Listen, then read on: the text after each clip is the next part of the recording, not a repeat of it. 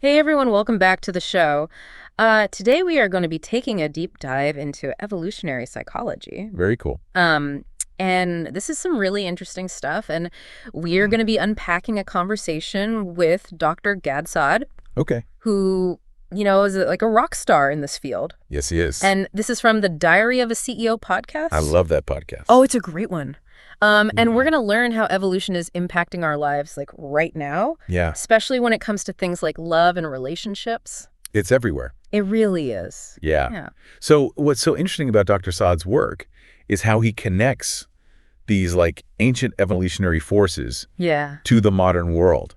You know what I mean? He's arguing that even the behaviors we think of Right. as complex are actually driven by these basic biological drives that helped our ancestors survive and reproduce. Yeah, it's like we're walking around with these caveman brains Totally. in like a world of smartphones and social media. It's true. Yeah. It's a mismatch. Total mismatch. So where do we see this evolutionary influence, like the most clearly? Well, Dr. Saad dives deep into the mating game, and this is where it gets really interesting. Yeah, he introduces this idea of a mate desirability score, Okay. which you could think of like a ranking system in the dating world where we're all constantly being evaluated on these various attributes, Wow. almost like products in the market. So, okay, let's unpack this mate desirability score. Sure. So it's not just about looks. No. What else is in the mix? You're right. It's multifaceted. Uh-huh. So while physical attractiveness does play a role, Yeah. especially for men, Uh-huh. it's not the only factor. Think intelligence, humor, kindness, social status, and even creativity. Wow. All of those contribute to this overall score. So you're saying we're all walking around with these invisible scores just like hanging over our heads? I know. That's both fascinating and a little intimidating. I think so too. And here's where it gets even more interesting. Dr. Saad suggests that couples with like wildly different desirability scores might be more likely to split up over time. Really? It's just a hypothesis, but it makes you wonder. Yeah, like what if we could actually track these scores? Right. Could we like predict relationship longevity? That would be amazing. Someone needs to get on that research stat. Totally agree. Now let's dive into how this score plays out differently for men and women. Okay. Dr. Saad explains that throughout evolutionary history, men and women face different pressures, Right. which lead to distinct preferences in partners. The classic battle of the sexes. Yeah. So what's the evolutionary logic Well, behind men's preferences? men, driven by that primal urge to spread their genes, have evolved to prioritize physical beauty and youth. Okay. These are signals of fertility and reproductive potential. So it's not just superficiality. Right. There's an actual evolutionary reason behind it. Exactly. It's not about being shallow. Okay. These preferences are rooted in our biology. Now, for women, the story is a bit different. Okay. They historically face the challenges of pregnancy and child rearing, Right. often with limited resources. Yes. Yeah. So what did women prioritize in a partner, given those challenges? They've evolved to look for partners with higher social status and access to resources. It's all about security and the ability to provide for a family. It's like that saying, women want a man who can build a house, not just live in it. Exactly. Right. But what about all the amazing, like, starving artists out there? Right. Are they doomed in the dating game? Not necessarily. Sure. Mate selection is actually compensatory, Oh. meaning strengths in one area can offset weaknesses in another. Okay. Maybe you lack traditional markers of status, Yeah. but you're incredibly funny or kind or creatively gifted. I see. You see? So there's hope for everyone. There is. Even if you're not, rolling in dough or built like a Greek god, Yeah, you're saying we all have something unique to offer. we do. And this is where Dr. Saad's emphasis on self-awareness comes in. Understanding your own strengths and what you bring to the table is key Got it. to navigating the mating market successfully. So it's not just about playing the game. Right. It's about knowing yourself and what you truly value in a partner. Absolutely. Now, Dr. Saad also dives into this rather controversial topic Okay. of sexual variety. Oh, boy. Are you telling me Yeah. evolution has wired us for infidelity? Is that what you're saying? Well, it's not quite that simple. Okay. He argues that both men and women have evolved a desire for sexual variety, Okay. but to different degrees and for different reasons. Okay. For women, there's some fascinating evidence suggesting this desire might be linked to securing good genes for their offspring, even within committed relationships. Think about studies showing increased infidelity during peak fertility. Hold on, are we saying women are hardwired to cheat? No, no, no. Okay. It's important to remember that evolution gives us tendencies. It's not mandates. Got it. We have conscious minds and moral frameworks that shape our choices. Yeah. What's interesting here is how this innate desire for variety is bumping up against the current state of masculinity. We're talking about the whole beta male conversation. Precisely. Okay. Dr. Saad argues that societal shifts and this push toward a less assertive form of masculinity can leave some men feeling lost and uncertain of their place in the mating game. Right. It's a complex landscape out there. It really is. It is. But it's not just relationships where Dr. Saad sees evolution at play. Right. He goes on to explore how these same forces can shape our views on social issues. Yes. And even impact how we approach knowledge itself. He does. He has some strong opinions about what he calls forbidden knowledge. Okay. And how certain ideologies can hinder our pursuit of truth. He worries that fear of offending others can shut down important conversation that we need to have as a society. Yeah. It's like walking on eggshells. Right. Afraid to even bring up certain topics for fear of being labeled something negative. Yeah. He's a staunch advocate for free speech, believing that no topic should be off limits in scientific inquiry, as long as it's done in a fair and unbiased way. Yeah. He even shares his own personal story about growing up Jewish in Lebanon during a time of conflict. Wow. He faced death threats, saw his parents kidnapped, Oh my gosh. and lived with this constant threat of violence simply because of his religious identity. That's incredibly powerful and a stark reminder of the real-world consequences of suppressing free expression. It is. It really highlights why he's so passionate about open dialogue, even on sensitive topics. He argues that silencing dissenting voices ultimately harms everyone. That's a fantastic point. We need to be able to engage in these difficult conversations, even when they make us uncomfortable. We do. And that leads us to another thought-provoking concept from Dr. Saad, suicidal empathy. Suicidal empathy. He argues that misplaced compassion, while well-intentioned, can sometimes lead to policies and outcomes that are actually harmful in the long run. Okay, I'm intrigued. Can you give us an example of what he means by suicidal empathy? He points to things like overly lenient crime policies that prioritize the well-being of offenders over the safety and security of the community. He believes we need to find a balance between empathy and upholding the rules and principles that keep society functioning. It sounds like Dr. Saad is challenging us to think critically about our assumptions and motivations, even when it comes to our most compassionate impulses. That's right. This deep dive is already making me rethink so much. It is powerful stuff. About how I view the world. It is. It gives you this whole new framework for understanding human behavior. It does. From our desires in the mating market to our beliefs about social issues. Wow. And this is just the tip of the iceberg. It is. We've only just begun to explore the fascinating world of Dr. Gad Saad. Right. Buckle up, everyone, because on part 2, we'll delve even deeper into his insights on happiness, finding purpose, and navigating the complexities of modern life. Can't wait. Stay tuned. All right. Welcome back, everyone. I'm still thinking about all that stuff about like desirability scores and suicidal empathy. It's pretty crazy. Really powerful ideas.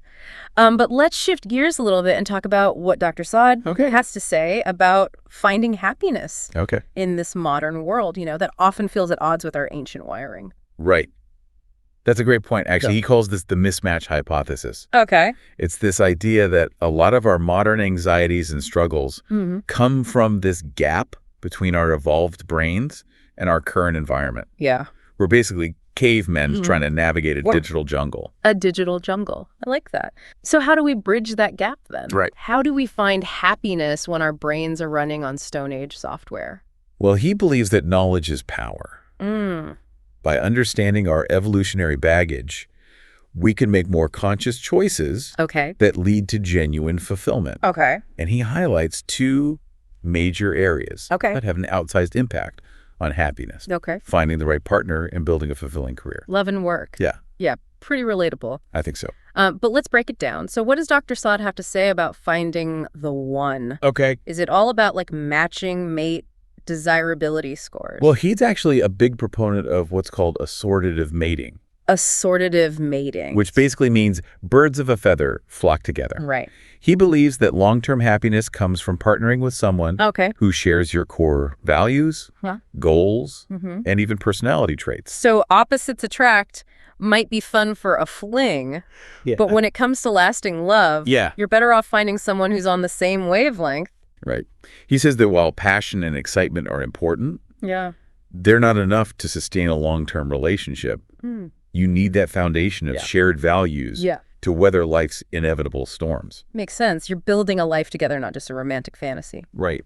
Okay, now let's talk about careers. Okay. What does Dr. Saad say about finding work that brings genuine happiness? Well, he emphasizes two key factors. Okay. Temporal freedom. Temporal freedom. And the ability to express your creative impulses. Ooh, I love that. Who doesn't want more flexibility and autonomy in their work life? Exactly. It's about feeling empowered to shape your own day instead of being chained to a desk. Exactly. It's about finding a way to integrate work with the other important aspects of your life without feeling constantly restricted or burned out. Totally. Now, when it comes to creative expression, he's not saying that everyone needs to become like an artist or a musician. Right. Not all of us are destined for the Met Gala. Right. So what does he mean by expressing our creative impulses? It's about finding ways to utilize your unique talents and abilities in your work, whatever that might be. Okay. Maybe you're a chef who takes pride in crafting delicious meals. Yeah. Or a teacher who finds joy in sparking curiosity in their students. That act of creating, of contributing something valuable, brings a sense of purpose and meaning. It's like leaving your mark on the world, even in small ways. It is. And that sense of purpose, Dr. Saad argues, is essential for happiness. It is. It goes beyond just survival and reproduction. Exactly. We're not just mindless robots, programmed to eat, sleep, and procreate. We're conscious beings, capable of self-reflection and the pursuit of higher ideals. I like that. And finding work that allows you to tap into those impulses can be incredibly rewarding. For sure. Yeah, this is making me rethink my own career path. Really? Maybe I need to find more ways to inject creativity and purpose into my daily work. I think we all can. Yeah. It's never too late to explore new avenues and discover what truly lights you up. Remember, happiness isn't a fixed state. It's something we cultivate through our choices and actions. So even if we weren't born with like a naturally sunny disposition, we can still take steps to boost our happiness level. Absolutely. While genetics do play a role, there's plenty of room for personal growth and intentional choices that can lead to a more fulfilling life. I love that. So much of like the self-help industry focuses on like positive thinking and affirmations. But Dr. Saad is saying that real happiness comes from understanding our evolutionary heritage, making tough choices, and aligning our actions with our values. You got it. And that brings us to a piece of wisdom that he shares from his own mother. She told him, "Gad, you better learn that the world doesn't abide by your purity bubble." The purity bubble. That's an interesting phrase. What does she mean by that? She was referring to this idealistic view of the world where everyone behaves morally and fairly. A world free of conflict and disappointment. He admitted that he struggles with this. He holds himself and others to a very high standard. I think we can all relate to that to some extent. We have these ideals, these expectations of how the world should be, and then reality comes crashing in. His mother's wisdom reminded him that disappointment often stems from expecting the world to conform to our idealistic notions. The world is messy, people are flawed, and bad things happen. So it's about accepting that people aren't perfect. It is. And that we'll inevitably encounter, you know, selfishness, dishonesty, even betrayal. It's part of life. But that doesn't mean we should abandon our own morals. Or become cynical. It's about finding that delicate balance between holding on to your values and recognizing that you can't force others to live by them. You can strive to be good, to do the right thing, but you also have to accept that you can't control other people's behavior. That's a tough lesson. It is. But also incredibly liberating. Yeah. It's like letting go of the need to micromanage the universe. Right. And finding peace. Yes. In accepting things as they are. Exactly. It's about focusing on what you can control. Your own choices, your own actions, your own response to the world's imperfections. This is such a rich conversation. We've covered so much ground, from the complexities of the mating game to the wisdom of accepting the world's imperfections. So much. But hold on to your hats, folks, because in part 3, we're diving into some even more controversial territory. Okay. Dr. Saad's views on political correctness, free speech, and the dangers of suicidal empathy. Here we go. All right, everyone, welcome back to the show. So we've been having this really fascinating discussion about Dr. Gad Saad's work in evolutionary psychology. It's really interesting stuff. Really interesting stuff and thought-provoking. And we've covered a lot of ground. But in this final part, I want to dive into some of Dr. Saad's views on things like free speech, political correctness, and what he calls this idea of suicidal empathy. There's really controversial topics here. Yeah, so let's jump right in. Yeah. So Dr. Saad, he's a staunch advocate for free speech. He is. But he also warns against the dangers of certain ideologies that he believes can hinder our pursuit of truth. And he actually uses this term parasitic ideas to describe these realms. He does. It's a powerful analogy. Okay. He argues that certain ideologies can latch onto our minds like parasites warping our thinking and steering us away from reason and logic. Okay. He sees this happening with some forms of radical feminism and postmodernism, for example. So it's not about disagreeing with certain viewpoints. Yeah. Right. It's about recognizing when an ideology becomes so rigid that it prevents open inquiry and honest debate. Exactly. He worries that these ideologies create a culture of fear. Okay. Where people are afraid to express dissenting opinions. Right. Or even ask questions that might be perceived as offensive. He seems particularly concerned about the impact of wokeness on free speech and academic freedom. Yes. He sees this as like a real threat to our ability to have open and honest conversations about important social issues. Yeah, he argues that this fear of being labeled racist or sexist or phobic is stifling intellectual discourse and preventing us from confronting uncomfortable truths. He uses a pretty stark example to illustrate this point. Oh, yeah. He talks about racial disparities in crime statistics. Right, a very sensitive topic. Very sensitive topic. And he acknowledges that. Yeah. But he argues that avoiding these conversations out of fear of appearing insensitive is ultimately counterproductive. Yeah, so we need to have these tough conversations even when they make us squirm a little bit. We do. Okay, this all ties back to his unwavering belief in the power of free speech. Yes. He seems to believe that almost nothing should be off limits in terms of what we can discuss and debate. Yeah, he's a self-proclaimed free speech absolutist with very few exceptions. Wow. So he even defends the right of Holocaust deniers to express their views. He does. He argues that in a truly free society, we have to tolerate even the most repugnant speech. Okay.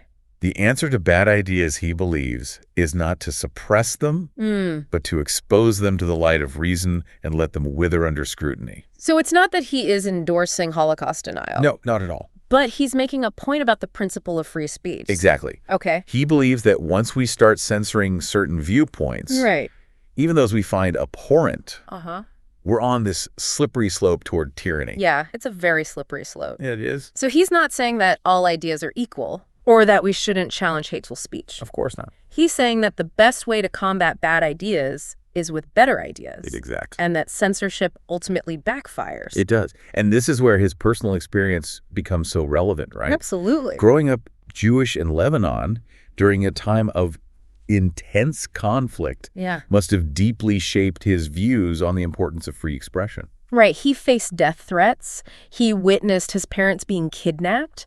He lived with this constant threat of violence simply because of his religious identity. It's powerful. Those experiences definitely left a mark on him. I think so. Yeah. And it's a powerful reminder that freedom of speech isn't just this abstract concept. Right. It has real-world consequences. It does. Especially for those who hold minority viewpoints. For sure. Or challenge the status quo. Absolutely. And it's a right that we need to constantly defend and protect, even when it's uncomfortable. Even when it's uncomfortable. Okay, let's shift gears a little bit and talk about another one of Dr. Saad's thought-provoking concepts. This idea of suicidal empathy. Yeah. So break this down for me. It sounds like a contradiction in terms. Yeah. How can empathy be suicidal? Right. Isn't empathy like a good thing? Of course. So he argues that while empathy is this valuable human trait, it can become problematic when it's misplaced or taken to an extreme. He believes that in our well-intentioned efforts to be compassionate, we sometimes make decisions that have unintended negative consequences, particularly when it comes to social policy. Can you give us an example of what he means? Sure. He often uses the example of cities with lenient crime policies that prioritize the well-being of offenders over the safety and security of the community at large. He argues that these policies, while perhaps driven by a desire to help the disadvantaged, can actually exacerbate problems like crime, homelessness, and drug addiction. So it's like those policies are actually hurting the very people they were intended to help. Exactly. That's tough. Yeah, he believes we need to find a balance between compassion and pragmatism, between helping those in need and upholding the rules and principles that keep society functioning. It sounds like Dr. Saad is challenging us to think critically about our own motivations and to be wary of policies that prioritize feelings over facts and long-term consequences. It's about thinking about those unintended consequences. Wow, this deep dive has been a real intellectual roller coaster. It has. We've explored so much. A lot of ground. From the evolutionary roots of our mating preferences to the keys to happiness in a modern world. Right. And even the complexities of free speech and social policy. Important stuff. It really is. And it's given me so much to think about. Yeah, me too. And I hope it's given all of you listening something to think about as well. I hope so. I feel like I've just completed a mental marathon. I'm exhausted, but also incredibly energized to apply these insights to my own life and to continue exploring this fascinating world of evolutionary psychology. It's a really interesting field. It is. So thank you all so much for joining us on this deep dive. Thanks, everyone. We hope you found it as thought-provoking as we did, and we'll see you next time.